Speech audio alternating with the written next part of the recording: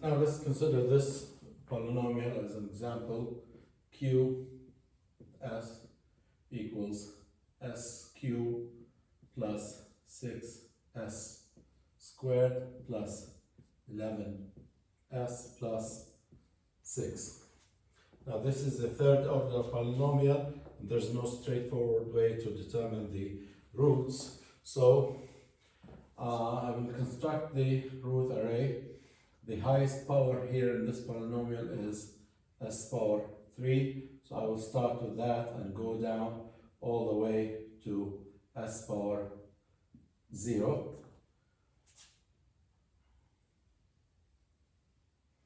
Now, the first power is 3 and the coefficient is 1. So I have 1 here, and then skip power 2 and go to power 1. The coefficient is 11. And then skip power 1, and there's nothing here, so that ends the first row. The coefficients I skipped, starting from s squared, is 6. Skip power s1, go to power s0. S0 is basically 1. So that's 6 over here.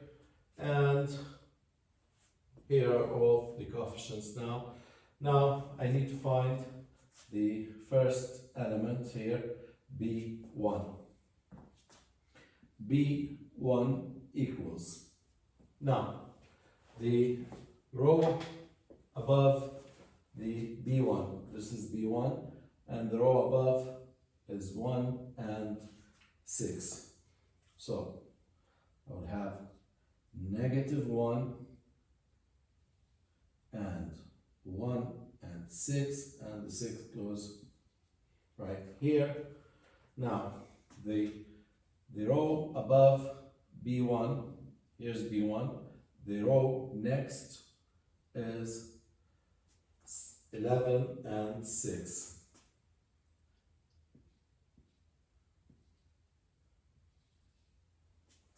Now b2, there's no b2 because the following column is zeros, and that makes the determinant 0. So I will stop at b1, and if you determine the value of this determinant is 6 minus 66 is -60, -1, that's 60 divided by 6 is 10. So b1 is 10. c1 is -1 divided by, and let's look at the column right above c1. The column above is 6 and 10. So here's 6, 10, and the 10 goes out here. And then the following column is 6 and nothing here, so it's 6 and 0 equals 0 minus 60, 60 plus, and then 60 divided by 10 is 6. So this is 6. So now here the Routh array is complete. Now all I have to do is inspect the first column of the Routh array. The first column of the Routh array here is 1, 6, 10, 6. All are positive, so we don't have any sign changes in the first row. That means no sign change.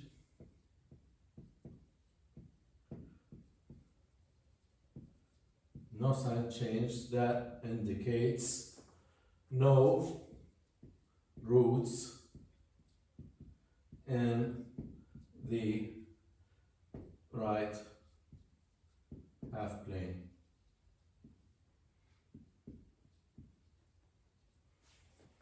If this was a characteristic equation, then I know that all the roots are in the left half plane, or all the roots have negative real parts. That means if this was a characteristic equation or a polynomial in the denominator of a transfer function, that indicates that the system is stable.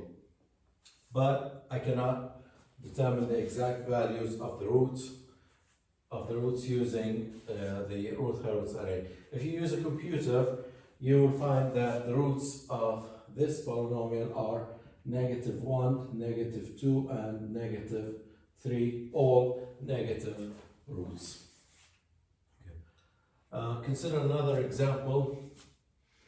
Let's say Q of S is S cubed plus S squared plus, let's say, 2S plus 8.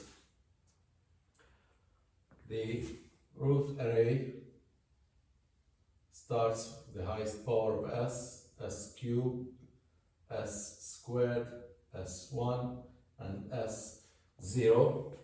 The coefficient of the highest power is 1, so that's 1.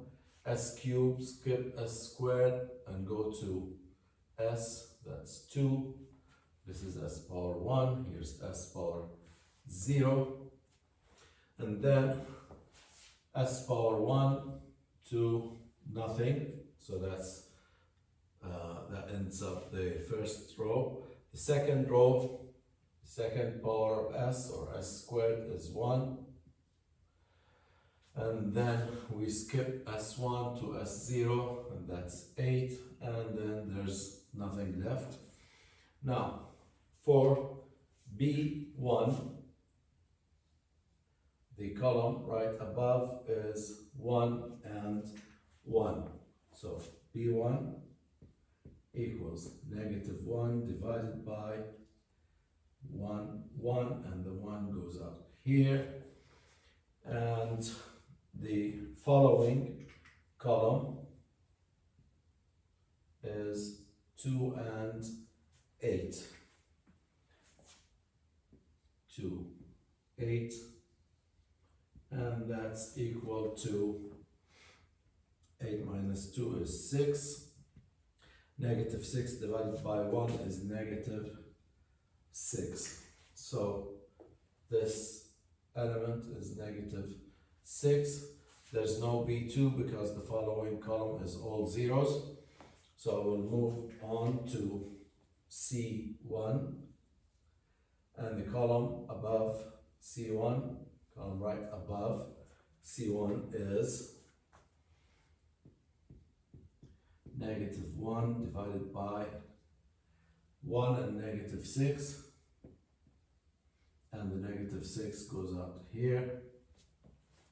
And then the column that follows right after C1 is 8 and 0.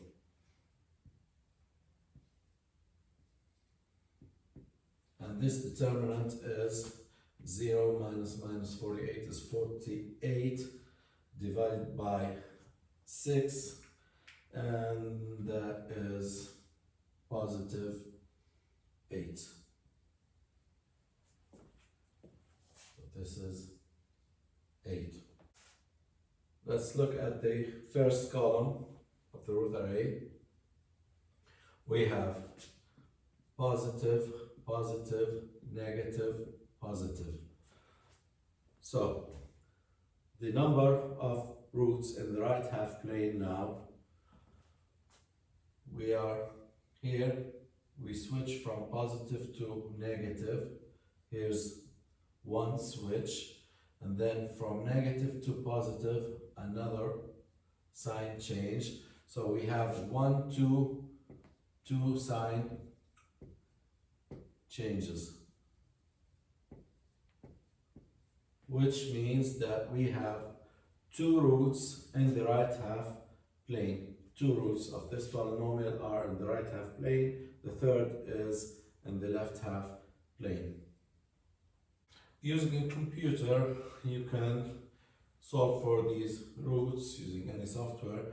You'll find that the roots are -2, and then you will have a complex root 0.5 plus minus j 1.936.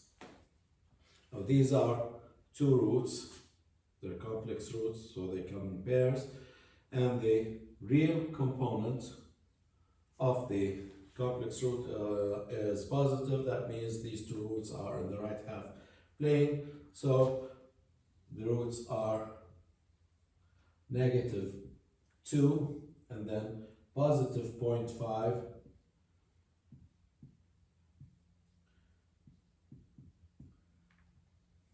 and then approximately 2 and -2. So this was a characteristic equation. We have two positive roots, and that means the response of the system is going to be unstable due to the positive roots.